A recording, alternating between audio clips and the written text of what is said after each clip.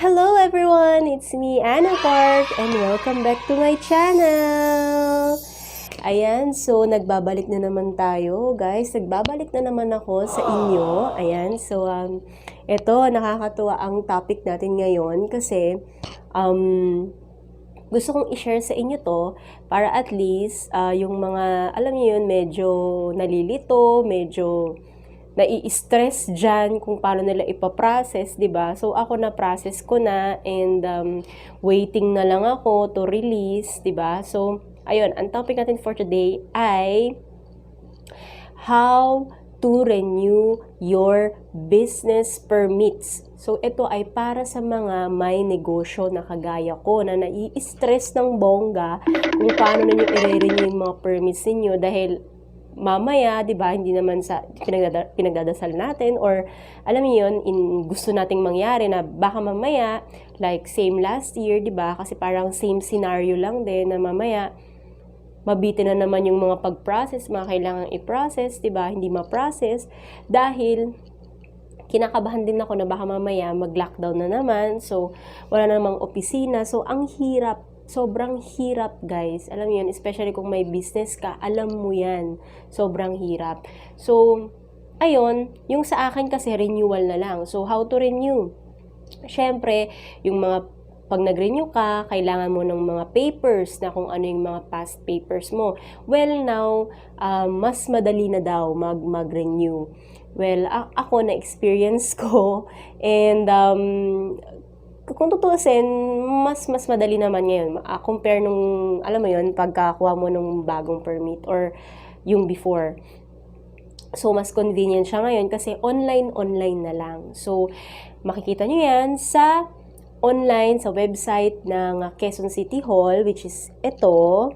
Ayan, so makikita nyo yan dyan. So, yan ang ikiklik ninyo. Nandyan din naman ang parang steps or pagkakasunod-sunod kung paano ninyo ipaprocess yung business permits ninyo. So, mas madali naman na siya.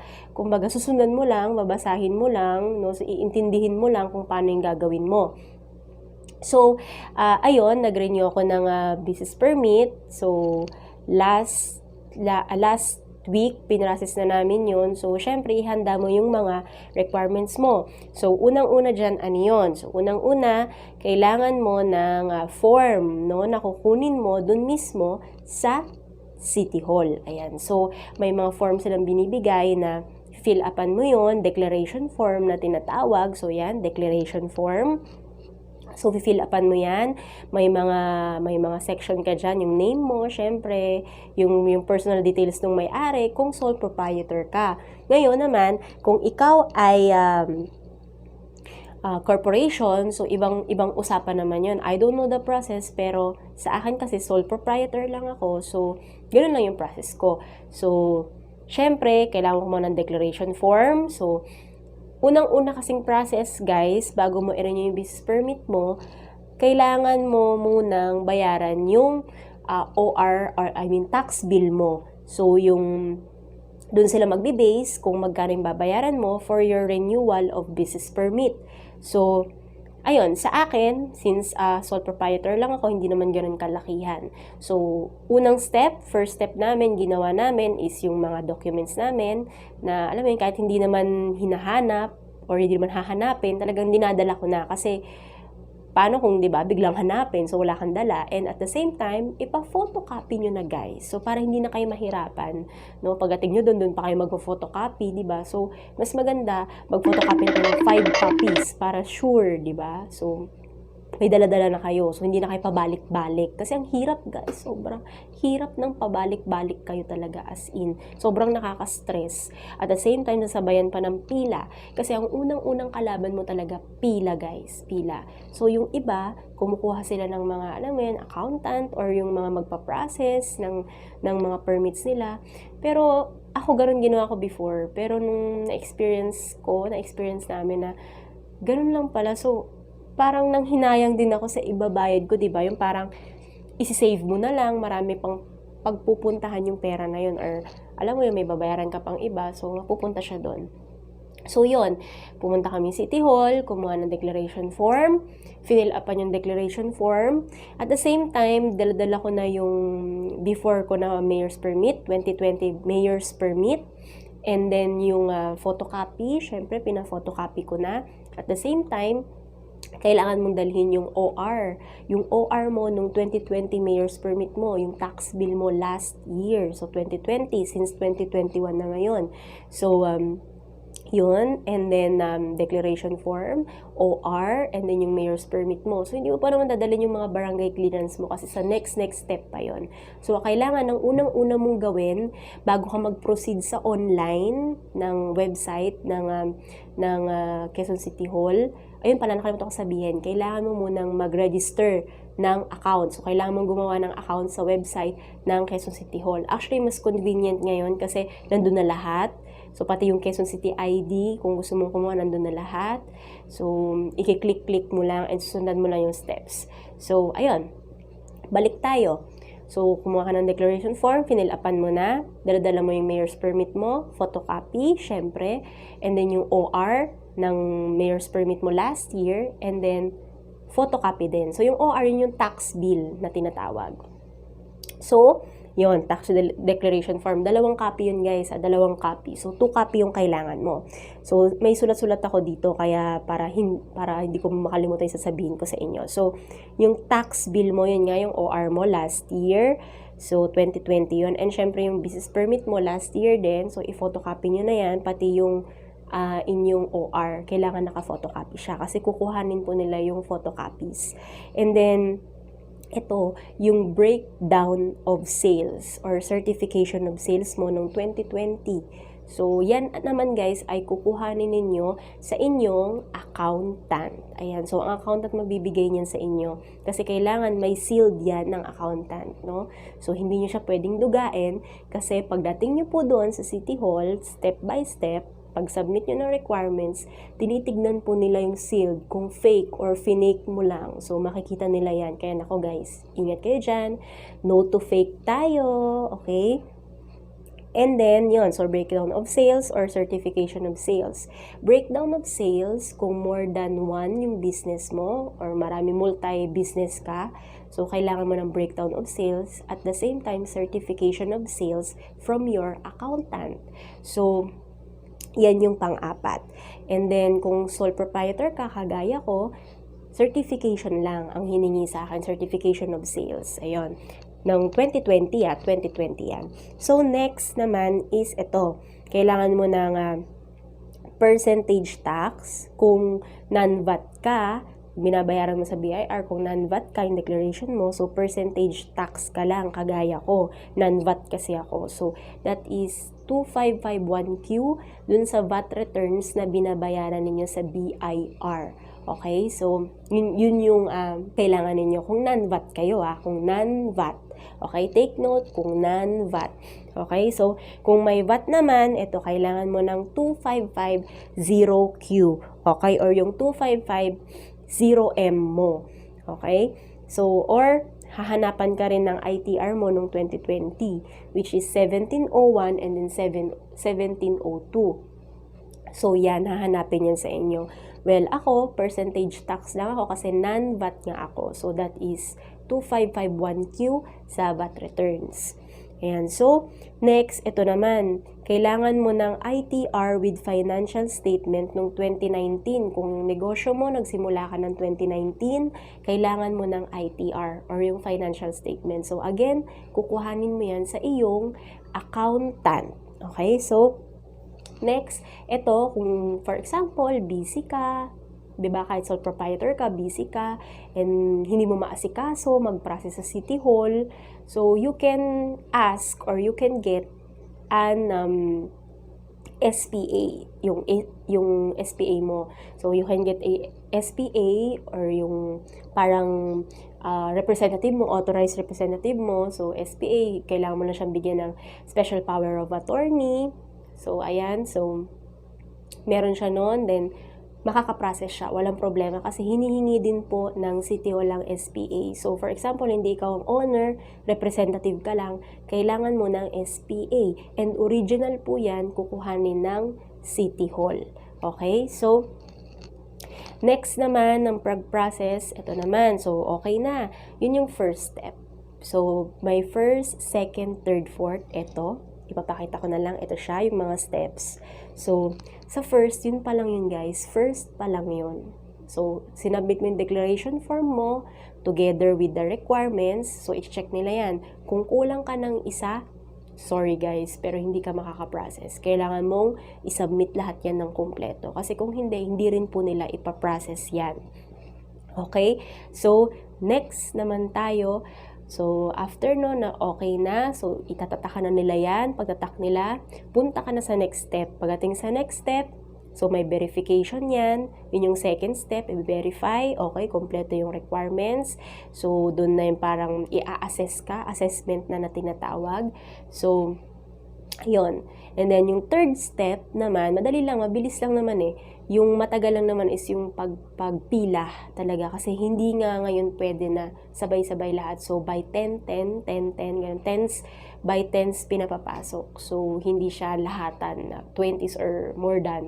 Ganun. So, kaya doon lang naman tumatagal. Pero pag nasa loob ka na, nasa second step ka na, third step ka na, mabilis na lang. So, second step, yun lang, assessment, and then i-recheck lang ulit yung requirements mo. Third step naman is, yun na, sa third step, dun na yung i-check nila. Third step is yung pirma. So, pipirma na yung treasurer, yung city treasurer ng Quezon City. So, pipirma siya dyan. And then, may tatak yun. Pipirma niya yung OR. So, pagkatatak niya ng OR, yun na yun. Yun lang yung third step, guys. So, parang na-stress kami nun kasi ko, ano kaya yung third step? Yun pala yun lang. Pipirmahan lang. Pipirmahan lang nung city treasurer. So, yung city treasurer ng Quezon City Hall, pipirmahan niya. Then, done. Tapos na. Yun na yung third step. And then, sa fourth step, yun na yung last step para makuha mo yung OR mo, yung tax bill mo, para makaproceed ka na sa online registration ng renewal mo or new business permit. So, pagkadating ng fourth step, dyan na chine-check muna yung certificate mo, kung talagang totoong accountant nga ang gumawa nun. Pagka-check nun, proceed na kayo sa payment kasi na-assess na kayo, so na-compute na nila kung magkano yung babayaran nyo. So, ako, ang binayaran ko is wala pang 10,000 kasi hindi naman ganun kalakas ang benta pa nung last year, and then last year lang din kami nag-open, so June lang kami nag-open, and then yun pagkatapos na ng lockdown, tapos 'di ba may nagkabagyo pa, nagka-MGCQ pa, 'di ba? So parang hindi siya continuous na okay. So ngayon lang kami ulit bumabawi. So kaya thankful pa rin ako kay God kasi yan. Hindi pa rin niya pinapabayaan yung business ko, at the same time bumabangon pa rin ako. So bumabangon sa pagkadapa. Taray. Ayun. So, ayun guys. So, ayun lang. So, kailangan muna, bago kayo mag-proceed sa online, kasi pag nag-online kayo, hindi kayo pwedeng dumiretso ng online registration lang. Kasi, hihingin dun sa online registration yung OR number nung binayaran nyo. So, kailangan, magbabayad muna talaga kayo. So, yun ang process ng pagbayad sa City Hall. So, yun na yung steps. Okay? So, 4 steps lang yun. Napakadali lang. So, pag nakabayad ka na, okay na. May OR ka na, you can proceed to the online registration. So, para mag-online registration, again, punta sa website ng Quezon City Hall, and then i-click ninyo yung Business One-Stop Shop, and then click yung new or renewal for business registration. Ayan, so click nyo lang dyan, and then pagdating doon, may mga fill upan na kayong details. So, about sa sarili nyo, kung owner kayo, and about sa business niyo. Yun lang.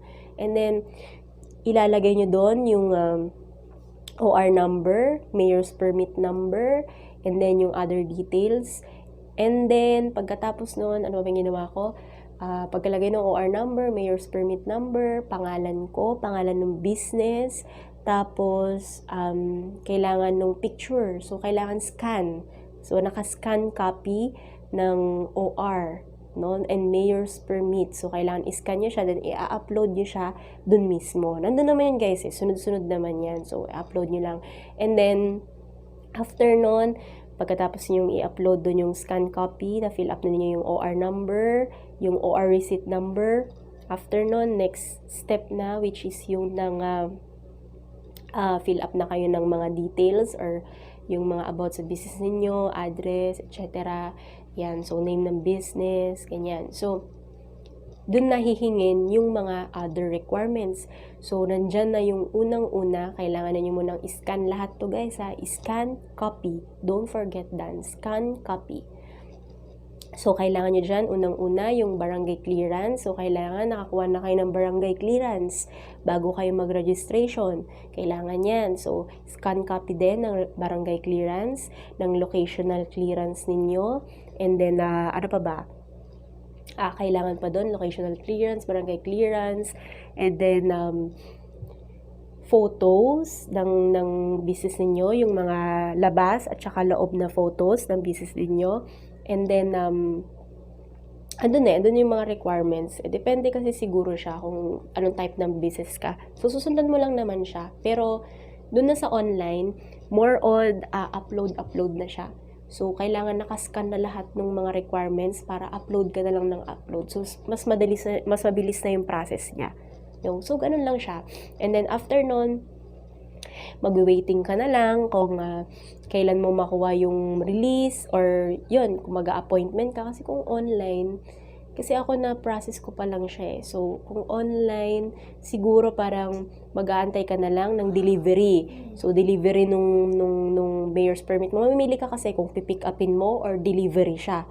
Yung mayor's permit mo. Pero ako much prefer ko talaga yung pick up. 'Di ba? Kasi pag delivery, syempre hindi mo pa alam kung kailan darating, 'di ba? So, ayun. So, pag na-process mo na 'yon, okay na 'yon, and then 'di ba?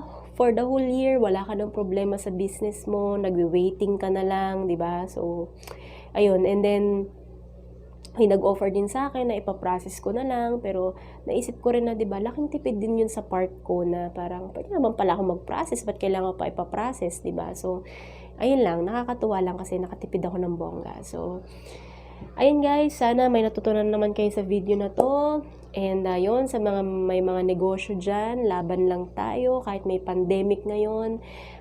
Wag susuko, no? Kaya natin yan, itaguloy natin yung business natin. Ano na, kung yan ang bumubuhay sa atin, ako. Well, ganoon talaga ang buhay, and isip kasi nila pag may negosyo ka, mayaman ka na kaagad, diba? Pero hindi guys, sobrang hirap magkaroon ng business. Kaya kung magne-negosyo ka, mag-isip ka munang mabuti, and dapat prepare ka spiritually, mentally, physically, no? Kailangan tutok ka talaga and hands-on ka. Kasi pag hands-on ka sa business mo, mas magiging successful ka. And naniniwala ako doon, and I think parating na ako doon. Char? Yabang lang, yabang mo te, yabang ka girl. So, ayun guys, thank you so much sa pagsama na naman sa vlog na to. Sana may natutunan kayo, and sa mga na bored again, sorry na talaga. Well, thank you pa rin kahit papaano kasi na-bored ka. Char. Nang insulto.